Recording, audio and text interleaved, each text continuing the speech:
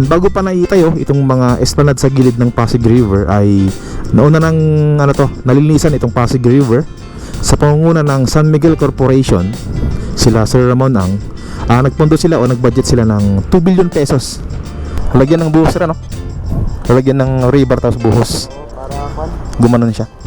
Bakit po pinalitan?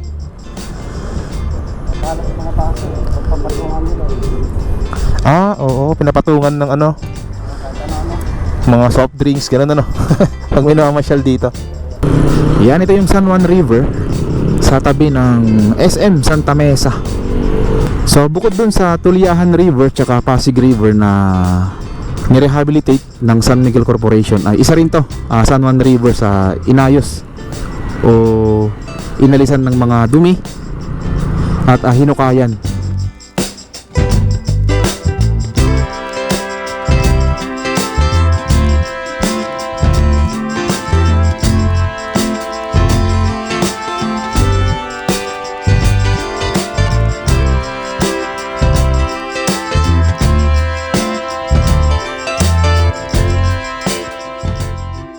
Good morning guys, nandito tayo ngayon sa may Binondo.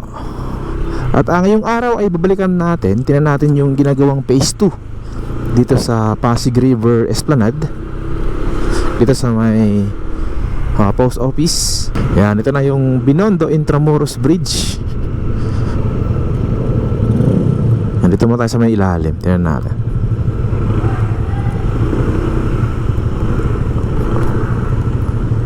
Yan, ito naman yung Pasig River. Ito yung pinakadulo niya, Manila Bay. Diyan sa may unahan lang yun ng Delipan Bridge. Yan, bago pa naitayo itong mga esplanade sa gilid ng Pasig River ay nauna ng nalinisan itong Pasig River sa pangunguna ng San Miguel Corporation. Sila Sir Ramon Ang nagpondo sila o nagbudget sila ng 2 billion pesos para malinis to at mahukay yung pinaka gitna ng Pasig River, para hindi na ganong tumaas yung tubig, lalo na pag may mga tag-ulan. So nakahukay sila ng 1.4 million na tons ng basura tsaka mga dumi dito sa Pasig River. Sa kahabaan to ng Pasig River mula dun sa may C6 hanggang dito sa may Manila Bay. So pasalamat tayo kay Sir Ramon Ang dahil walang ginastos yung gobyerno dito sa ginawa nilang rehabilitation sa Pasig River. And then mamaya ay puntahan din natin, daan din natin yung isa pa sa nilinis ng San Miguel Corporation, yung San Juan River. Mahaba-haba din yun. Daan natin yung mga ilang tulay doon para makita natin kung gaano na ito kalinis din. And sa ngayon ay dito muna tayo sa may esplanade. Tingnan natin yung ginagawa nilang phase 2 dyan sa may gilid ng Pasig River, malapit dyan sa may immigration. Alright?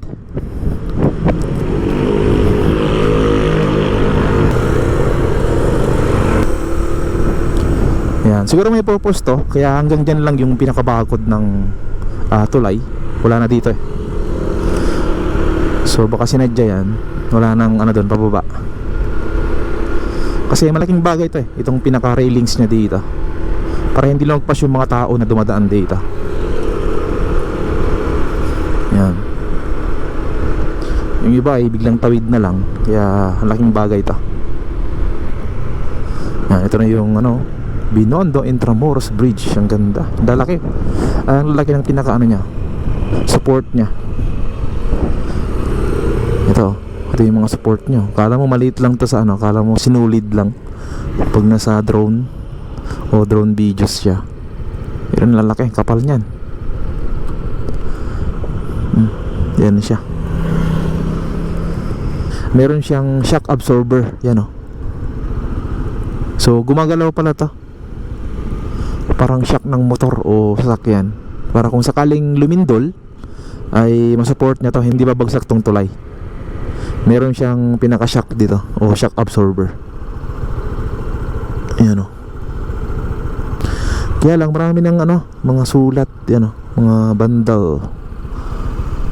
Ayan. Walang disiplina minsan yung mga dito, mga dumadayo. Talagang sinusulatan pa. Ang dami dyan sa may pinakagilid, sa may railings nya. Grabe. Kaya ko tayo dun sa may unahan. Tingnan natin. Yan, dito naman tayo sa may pinaka-esplanade niya. Dito sa may likod ng post office. Yan, ito yung pinaka-control room nila.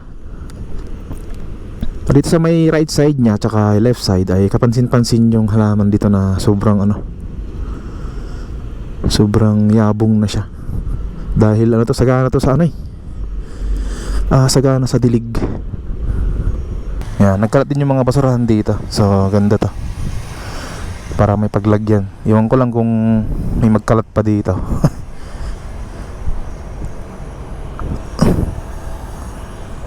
Ito yung pinaka-fountain niya. Ito naman yung mga estatwa dito sa may gilid. Yan. Okay rin itong mga dito sa gilid niya. Nakakadagdag ng ganda. Itong pinakagilid niya, mga puno dito sa mga halaman. Ayan.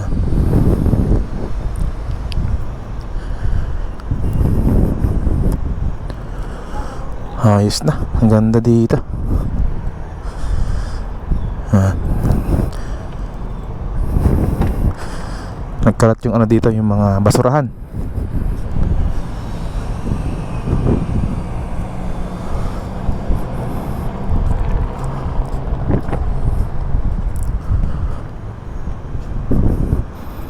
Yan, ito naman yung Pasig River. Yan, as you can see, ang linis. Ito yung nilinis ng San Miguel Corporation. Yan, ito naman yung pinakadaungan dito. Mayroong hagdanan dito Yan. Ito yung pinakadaungan niya dito. Soon magkakaroon dito ng parang bangka o bangka for rent, parang ganun. So pwede kang ilibot dito sa may Pasig River. Pwede rin dun sa may Manila Bay. Depende sa gagawin nilang destination or kung saan yung point to point nya. So mapansin natin dito, yung pinakailalim ng Jones Bridge ay kita mo yung lamat ng tubig. Yan. Kasi siya ngayon, low tide, kaya mababa. Pag high tide to ay aabot dito sa may pinaka stainless na yan, yung tubig. So ngayon kasi low tide, kaya kita mo yung mga bato sa gilid. Yan, tingnan natin yung sa may gilid dito, sa may Jones Bridge. Yan, ito rin yung isa pang Yan, ito yung isa pang niya, pinaka fountain dito. Yan siya.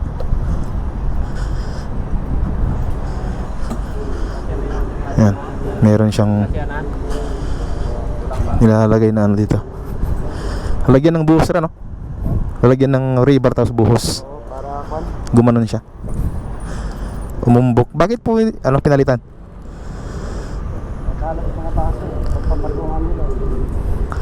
Oo, pinapatungan ng mga soft drinks, ganun pag may namamasyal dito. Yung iba natapon dito yan, may mga cup dun Pwede. Yung ginagawa nila, nilagyan ng semento dito pag ganun. Yan, pinapatungan na ito kung ano-ano. O minsan may tumatayo pa dito.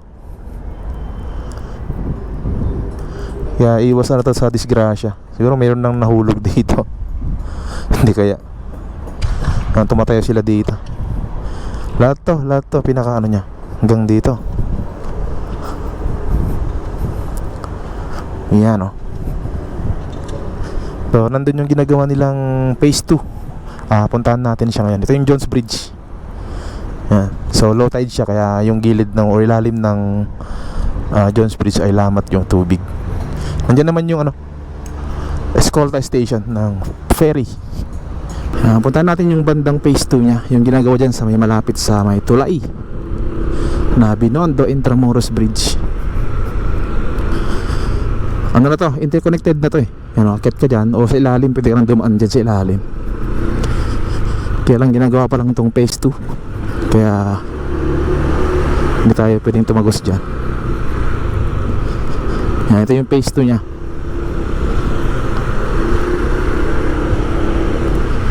Itong may bakod dito na kulay blue. Ito siya.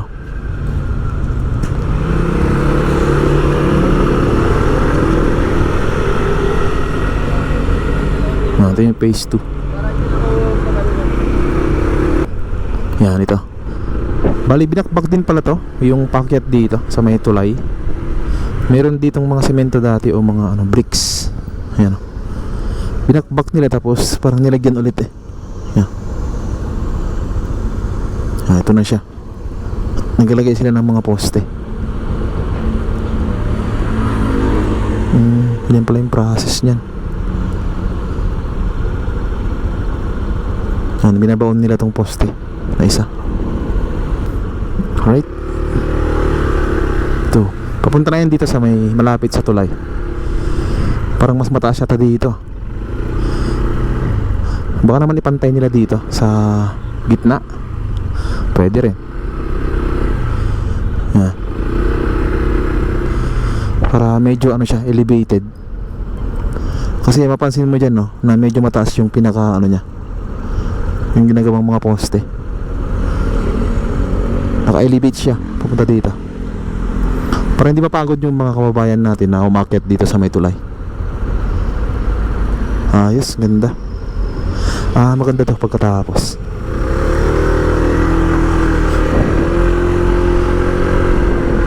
Ayan, no. Diba? Malaki na yung pinagbago nung itong Pasig River tsaka dito sa bandang Intramuros. Lalo na sa mga gilid-gilid. Dati kasi nung mga last 2010, yan pataas, makikita mo yung gilid ng Pasig River, may mga isla nakatambak na basura na tumigas na, kaya nagkaroon na parang isla sa gitna o sa mga ilalim ng mga tulay. Alright, puntahan natin yung bandang San Juan River, yung inayos din ng San Miguel Corporation. Let's go. Yan, ito yung San Juan River sa tabi ng SM Santa Mesa. Yan, ito yung SM. So as you can see, ang lalim na nitong San Juan River. At pag may malakas na ulan ay bihira na rin yung pagbaha dito kasi taga San Juan ako eh.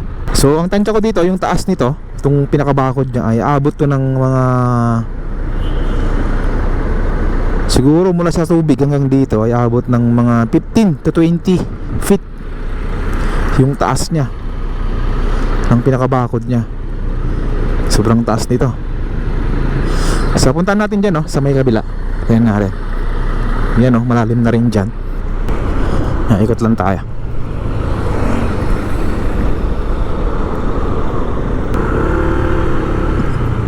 Yan, ito yung kabilang side nya.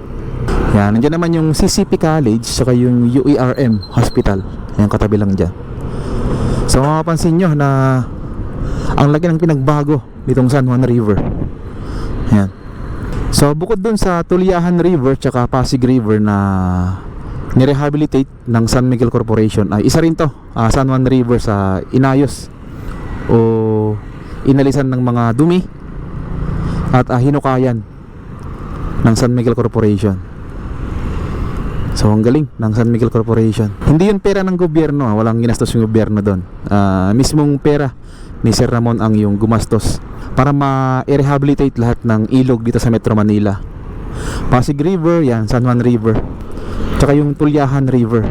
So ngayon ipuntahan natin doon sa may banda doon. Meron ding isang tulay doon sa may Aurora. Tingnan natin. Let's go.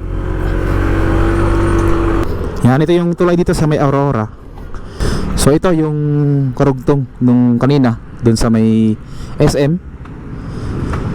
Ayan. Ito yung parte pa na hinukayan at nilinisan ni San Miguel Corporation. Yan. Dito ay tuloy-tuloy naman yung paglilinis. Yan, nilagyan nila ng pinakaharang dito para hindi umagos yung mga basura. Tapos ang ginagawa dito ay tinatanggal yan. Iniipon nila yung mga basura dyan. Yan, naglagay sila ng itong floating na yan, barrier para masala yung mga basura na umagos. Ganun din sa kabila. Yan. Alright, so puntahan natin banda dun sa may bandang papuntang Old Santa Mesa. Meron pang isang tulay dun eh. Let's go. Yan, ito pa yung isang tulay dito sa may boundary ng San Juan. Yan, ito yung parte pa ng San Juan River. Yan, dito. So yan, as you can see, malalim pa rin to. Nandiyan yung SM Santa Mesa. Yan, magkakadikit lang to itong mga tulay dito. Yan siya. Yan, ganda yung ginawa dito sa San Juan River. Inayos to ng San Juan, local government ng San Juan. And then yung paghuhukay dito ay kay San Miguel Corporation. Sila yung naglinis, nagtanggal ng mga dumi dito. Tsaka paghuhukay dito sa ilog. Yan, taga San Juan ako kaya bihira na lang dito yung pagbaha dahil malalim na yung ano dito ilog eh. Hindi na siya umaapaw. Yan, tingnan natin sa kabila.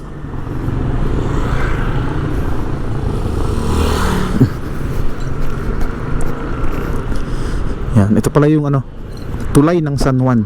Yan. Tinayo ito noong 1899. Yan, meron pang ano dyan, no, excavator. Yan, tuloy-tuloy dito. Inaayos din tong pinakagilid niya. Yan, pero yung paghuhukay dito at paglinis, pagtanggal ng mga dumi dito ay San Miguel Corporation yung gumawa. Mula 2020 yata yun hanggang 2023. Katapos lang nila last year yung pag ano dito, rehabilitate nitong Pasig River, San Juan River. Yung Tulyahan River naman ay nung 2022 natapos yung pag ano doon, rehabilitate. Kaya malinis na rin doon. Alright, thank you sa pagsama sa akin. Mula doon sa may Binondo hanggang dito sa may San Juan. Ingat tayo lagi mga kaibigan, and God bless po sa ating lahat. Peace out.